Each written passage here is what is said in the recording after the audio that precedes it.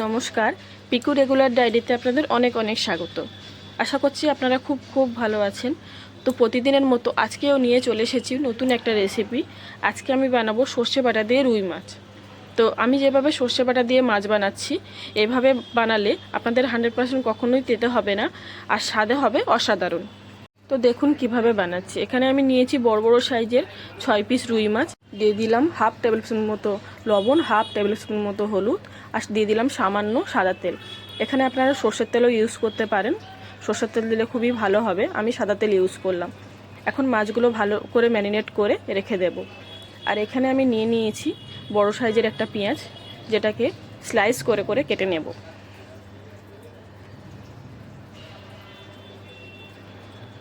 এখন এখানে আমি নিয়েছি বড় সাইজের একটা টমেটো, যেটাকে ছোট ছোট টুকরো করে কেটে নেব।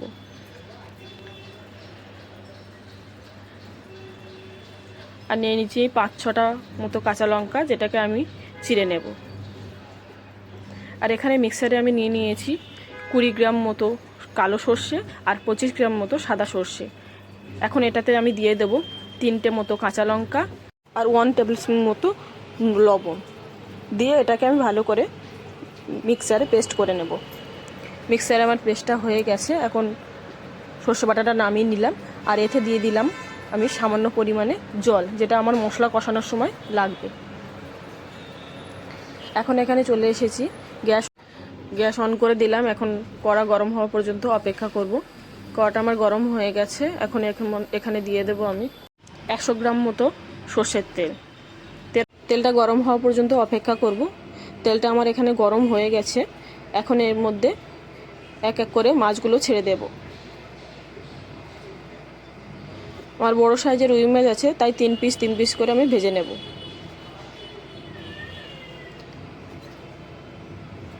মাছটা আমি এখানে বেশি ডিপ ফ্রাই করব না, কারণ আমি এখানে সর্ষে বাটা করছি। সর্ষে বাটাতে বেশি কড়া মাছ ভালো লাগবে না, তাই এখানে হালকা ফ্রাই করব। হালকা লাল লাল হয়ে গেলে আমি তুলে নেব। মাছের 2 পিঠই ভালোভাবে লাল লাল হয়ে গেছে হালকা হালকা। এখন তুলে নেব। এখন যে বাকি 3টে মাছ আছে ওটাও ভেজে নেব।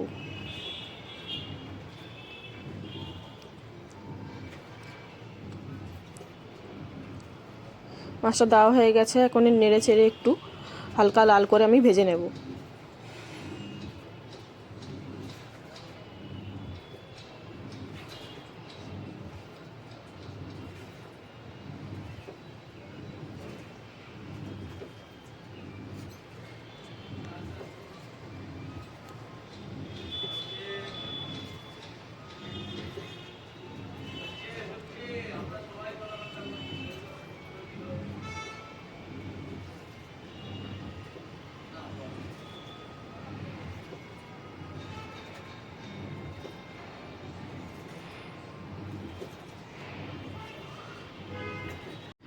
এখন আমার এখানে মাছগুলো পুরো ভাজা কমপ্লিট হয়ে গেছে।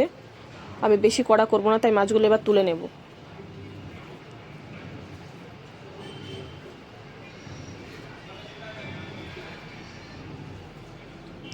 এখন এই একই তেলে আমি সমস্ত রান্না কমপ্লিট করে নেব।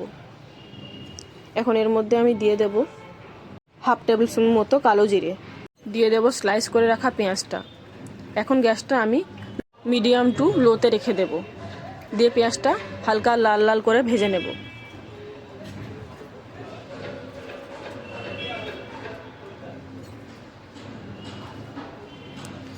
পেঁয়াজটা একটু নরম হতে এর মধ্যে দিয়ে দেবো কুচে রাখা টমেটোটা একটু নরম হতেই এর মধ্যে আমি সর্ষে বাটাটা দিয়ে দেবো, কিন্তু তার আগে গ্যাসটা পুরোপুরি লোতে রেখে দেব।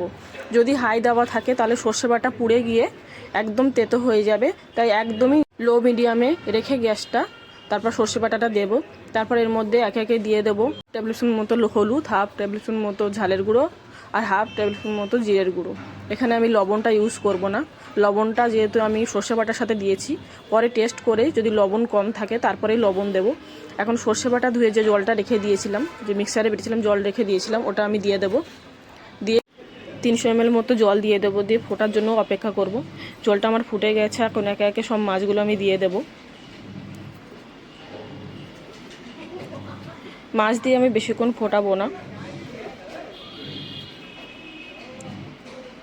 দেবো স্বাদ মতো চিনি। এখানে আমি 1 টেবিল স্পুন মতো চিনি দিয়েছি, দিয়ে আমি ঢাকা দিয়েছি ফোটার জন্য।